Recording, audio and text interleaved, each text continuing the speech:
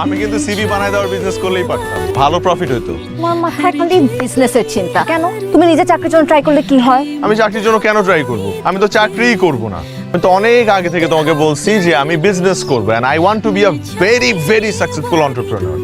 মাহির, লেখাপড়া তো শেষ করছো, এখন কি করবা ভাবছো কিছু? ব্যবসা করব, উদ্যোক্তা হবো। দেখো তোমার যেটা ভালো লাগে সেটা করো।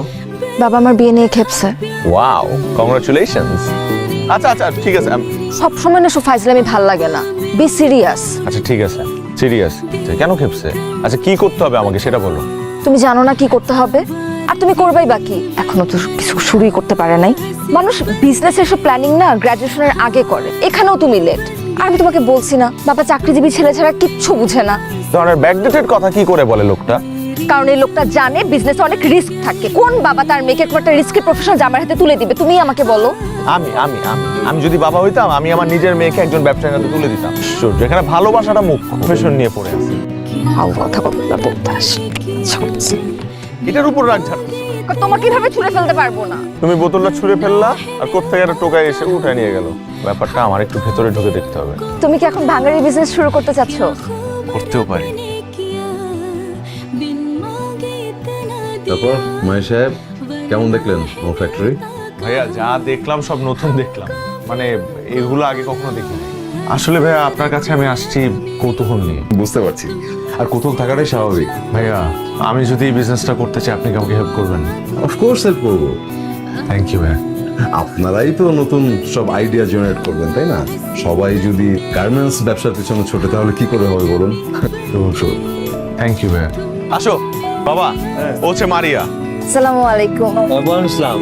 বাবা হ্যাঁ মারিয়া না ভাইয়া, প্লিজ প্লিজ।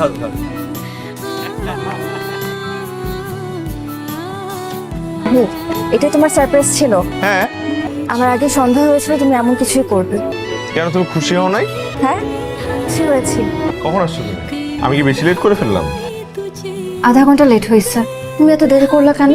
বলতেছি, তার আগে একটা গুড নিউজ আছে, ওটা বলি। চায়নায় আমার প্রথম শিপমেন্টের কন্ট্রাক্ট সাইন হয়েছে। আগামী সপ্তাহে এলসি পাচ্ছি। ও আচ্ছা, চাইনিজরা আবার ভাঙাড়ি কিনে কি করবে? সবকিছুরই দাম আছে বুঝছো, ভাঙারিরও দাম আছে। আচ্ছা শোনো, বাবা তোমাকে বলছে দেখা করতে। কেন? আমি বাবাকে তোমার কথা বলছি, বাবা তাই বলছে তোমাকে দেখা করতে। কেন, আমার বাবার সাথে দেখা করতে তোমার কোনো আপত্তি আছে? না, কিন্তু ওইভাবে হুট করে আমি তো এখনো রেডি না। তো রেডি হও, আমি কি তোমাকে এখনই দেখা করতে বলছি নাকি? আচ্ছা। তুমি তো বাড়িয়ার সাথে একসাথে পড়তে, তাই না? জি, বাসা কোথায়? ব্রাহ্মণবাড়িয়া। তোমার পরিবারে আর কে কে আছে? বাবা মা আছে। তার মানে তুমি একমাত্র সন্তান। জি।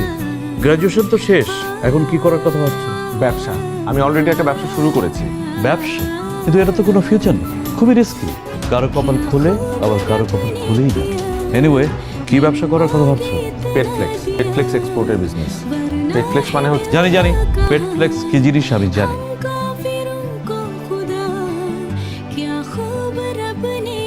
চাটা খেয়ে যেও।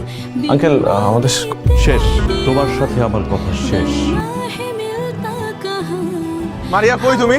বাসায়। একটা গুড নিউজ আছে, চাইনিজ ডিলারদের সাথে সবকিছু কনফার্ম হয়ে গেছে। তুমি কই? তুমি একটু দেখা করতে পারবো আমার সাথে এখন? হ্যালো মারিয়া, কি হয়েছে? আমার বিয়ে ঠিক হয়ে গেছে মাহির। বিয়ে ঠিক হয়ে গেছে মানে কি বলতেছো? বাবাকে কত করে বুঝাইলাম, শুনতেই চাইলো না।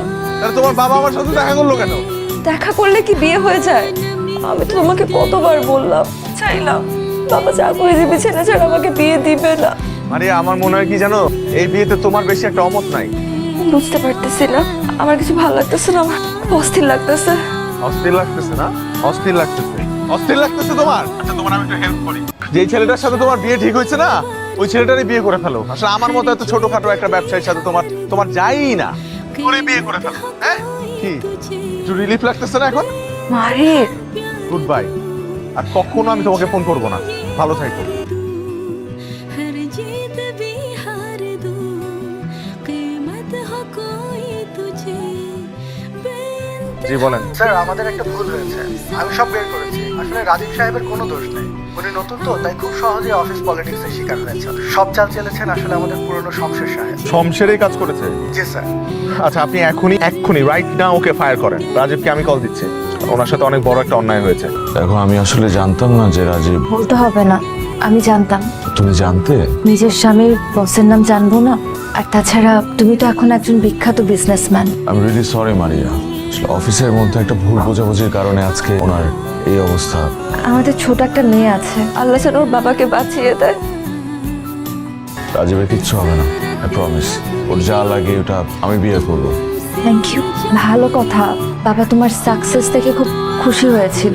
মাহির, পারলে বাবাকে মাফ করে দিও, আমাকেও।